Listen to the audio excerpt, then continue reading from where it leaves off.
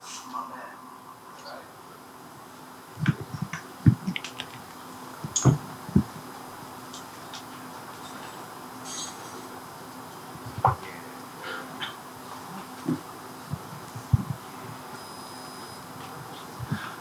Blake, from right here.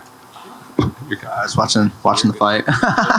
So, only a couple, less than an hour removed from your big UFC win. What are the emotions now?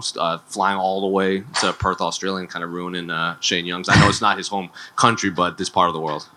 Oh man, it feels fantastic because my whole career basically I've been going in people's backyards and ruining their day in front of their family and their friends and their loved ones. So it's nothing new. It's just a job. It's not personal. It's just what I do. Do you enjoy that role, playing the spoiler for everyone? Oh yeah, I'm like the superhero turned villain. But yeah, I love it, man. I love it because I work so hard for everything that I got, and I really do go above and beyond. If anybody knows me, they know my work ethic is second to none. And so when I get to go in people's backyards and be the underdog, I thrive off of that. Looking at this fight specifically, it seemed, especially earlier in the fight when you were going left to right, you were finding a lot of success with your jab, and that seemed to like kind of frustrate Shane. Didn't want to come forward anymore. Was that the game plan coming in? Absolutely. For Shane, he's a very linear fighter, and he doesn't do very well off of lateral movement. So what we were doing is just getting off to the side, feigning, get him to make a mistake, and then when he bites, boom, place one, not hard, but just touch, and then he's frustrated because he can't pin me back. What he was trying to do is I could read him like a book. He was trying to pin me back against the cage, almost like a boxer in a ring, and get you into this area, and then kind of gun shots off of that.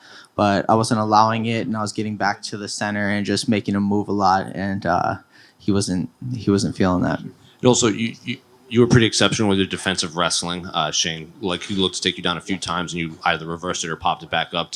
Were you just that? Did you know you would have that much of an advantage in the grappling and the defensive wrestling? Yeah. I mean, I felt like he had nothing on me. I mean, I trained with the best guys. Adam Lynn.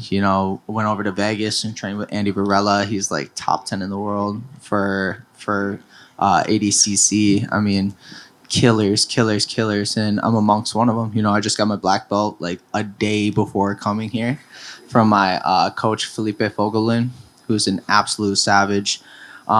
We just work hard, man, and we work like with intention. We have attention and intention mixed together with every movement we do from the moment we walk in to the moment we leave. So, what was more emotional, getting the black belt or getting this win? Oh man, I don't know. I think the black belt, to be honest. Not surprising, honestly.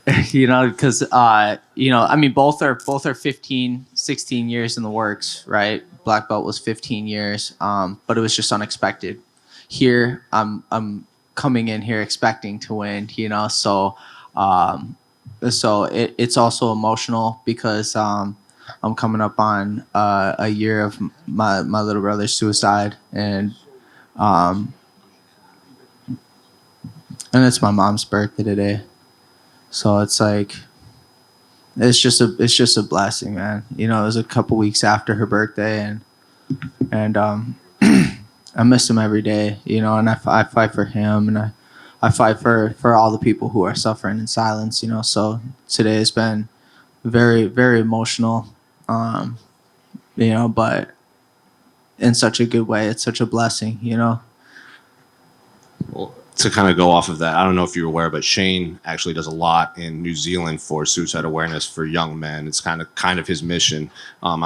Did you know that? Did you speak to him at all about it? He's done a lot for this part of the world. Man, that's great. I know he had been out for a couple of years because I don't listen to like my opponent's interviews, but somebody said that like he had been struggling with depression. He got knocked out pretty bad, and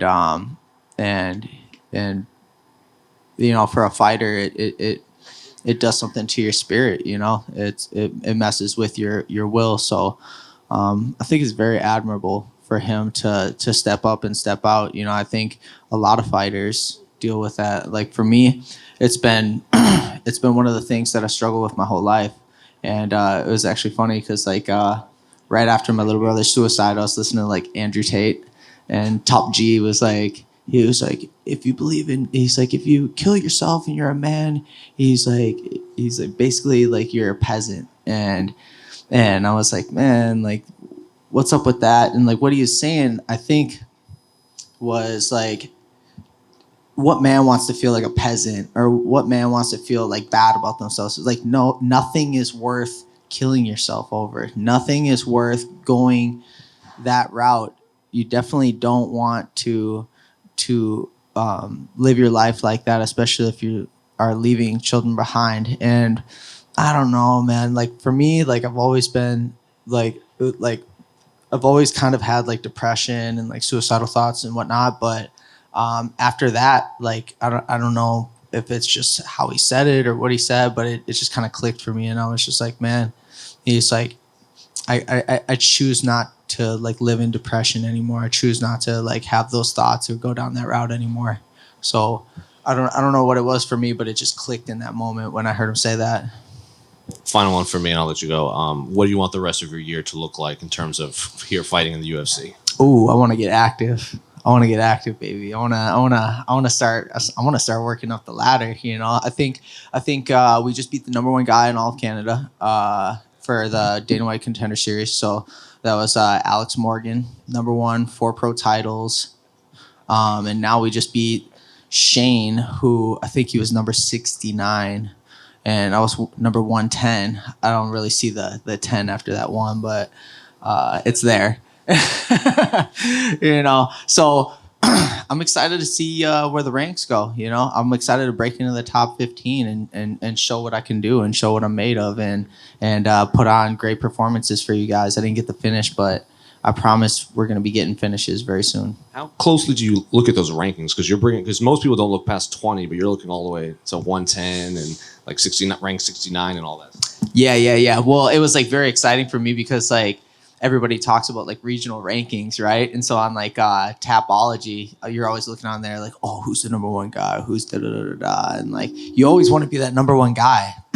And I always wanted to be that number one guy. You know, I was number one in the country as an amateur for top 5 in boxing, and number one in MMA as an amateur, and had 2 kickboxing titles. And so ranking for me is like, all right, yeah, like I'm coming for that number one spot. I was always looking at the top dogs, and I'm like, man, that's the number one. I could beat that guy. And so I was looking, and so once it said world rankings on my thing, I was like, oh, yes, we did it.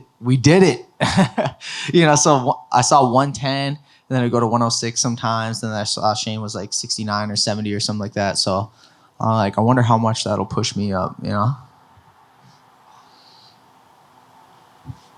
Blake, just one from me. Is there any featherweights on the card or featherweight fights tonight that you're really keeping an eye on? Yeah. Yair Rodriguez versus Josh Emmett. Is there any specific reason? And if I could dive a little bit deeper on more the Australian base, does anyone in the featherweight division, like a Josh Coolabau, do any of those guys stick out for you at all? No, not really.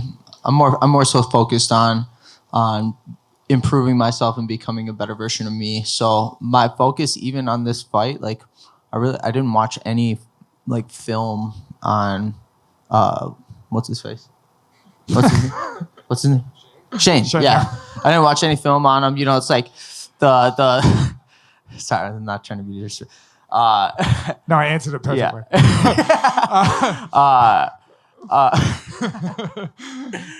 I'm more so just like focused on improving my skill set every day and just make sure that I'm the best version of myself.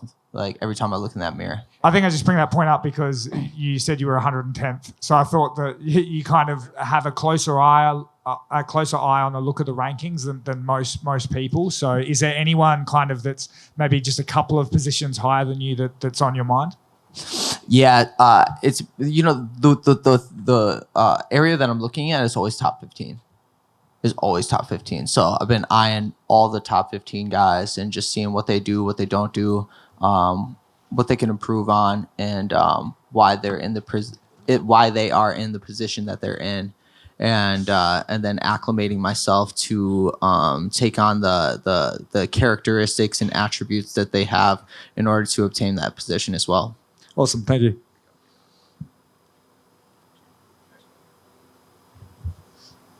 Thanks, guys. God bless all of you.